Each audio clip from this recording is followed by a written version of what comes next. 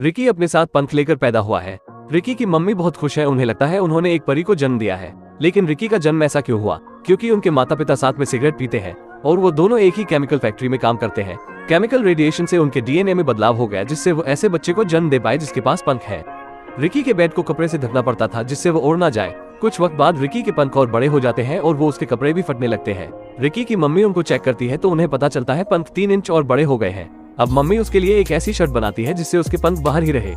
जैसे जैसे रिकी बड़ा होता है उसके पंख और भी बड़े होते चले जाते हैं। रिकी की मम्मी बहुत सारी किताबें पढ़ती है और उन्हें लगता है रिकी के पंख चिकन विंग्स पर गए हैं। अब एक दिन आता है जब रिकी अपने पंखों से उड़ने लग जाता है। आदमी एक किलर है, उसे फ्रांस के प्रेसिडेंट को मारने का कॉन्ट्रैक्ट मिला है। आदमी ने रस्सी के जरिए अपनी राइफल को बांध दिया, फिर वो अपनी स्नाइपर राइफल से 250 मीटर दूर एक तरबूज के बीचों बीच निशाना लगाता है, लेकिन वो अभी भी 2.5 सेंटीमीटर दूर होता है। किले ने तुरंत एक पेचकस से राइफल को एडजस्ट किया। उसने फिर से तरबूज के माथे पर निशाना साधा। इस बार निशाना एकदम सटीक था। फिर वो अपनी विशेष गोली निकालता है। आदमी इसे सावधानी पूर्वक लोड करता है, फिर वो अपनी बंदूक उठाता है और एक ही गोली से तरबूज फट जाता है। गन की अच्छे से जांच करने के बाद किलर फ्रांस के एक शहर में पहुंच जाता है। वो 21 तारीख के दिन में फ्रांस के राष्ट्रपति डी गॉल को ऊपर पहुंचाने वाला है। वहां पहुंचकर वो स्नाइपर सेट करने की सुरक्षित जगह को ढूंढने लगा। उसकी नजर होटल की छत पर पड़ी। वो जगह उसके लिए सबसे सेफ थी। अपना स्नाइपर स्थान चुनने के बाद वो बाजार गया और सड़क के किनारे से एक सूट और कुछ मेडल खरीदे। फिर उसने अगले दिन अपने बालों को सुनहरे रंग में रंग लिया।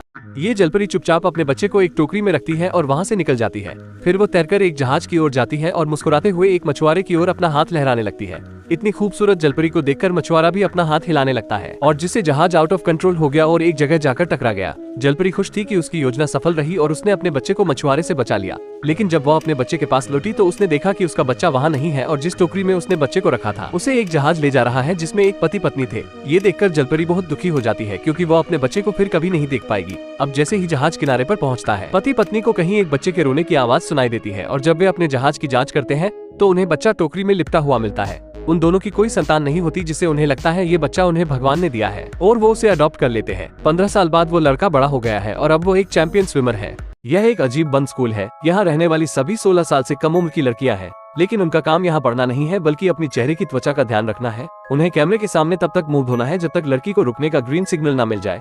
यदि कोई लड़की चेहरा धोने में भूल जाती है तो उन्हें कड़ी से कड़ी सजा दी जाती है। एक दिन एक लड़की ने कैमरे पर विटामिन निगलने का नाटक किया। बाद में उसने टॉयलेट में जाकर थूक दिया। गोली को बहते हुए देखकर उससे पकड़े जाने का डर सताने लगा, जिसके बाद उसकी दोस्त ने बोला अगर वो पकड़ी गई तो बहुत बुरा होगा, जिससे वो काफी डर गई। लेकिन उसने गहरी सांसें ली और खुद को शांत करा। सोते समय उसने अपनी दोस्त को गुड नाइट कहा, लेकिन कोई जवाब नहीं आया। एक लड़की उठ बैठी और उससे कहा कि वो नहीं जागेंगे क्योंकि वो विटामिन की गोलियां नहीं, नींद की गोलियां थी। तभी उन्होंने किसी की आने की आवाज सुनी, जिससे सोफिया ने जल्दी से अपने बिस्तर पर सोने का नाटक किया। स्कूल के पहरेदार कमरे में आए और उसे उठाकर ले गए। पार्ट 2 के लिए लाइक करें। ये टपोरी अपने जादुई चश्मे से दूसरे लोगों की किस्मत देख सकता था और अपनी भूख मिटाने के लिए उनकी किस्मत खा जाता था। एक दिन उसने एक भिखारी के सिर पर एक रोटी देखी। उसने उसे खा लिया। फिर उसने देखा कि भिखारी अचानक सड़क पर गिर पड़ा है। उसे पता चला कि जब भी वो किसी की किस्मत खाता है तो वो व्यक्ति बदकिस्मत हो जाता था। मगर जब वो घर जाने के लिए बस में चढ़ा तो एक व्यक्ति ने उसे धक्का मार दिया, जिससे आदमी तुरंत गुस्सा हो गया और उसने आदमी के सिर पर रखे किस्मत को खा लिया कि तभी एक ट्रक बस से टकरा गई और आदमी की वही मौत हो गई।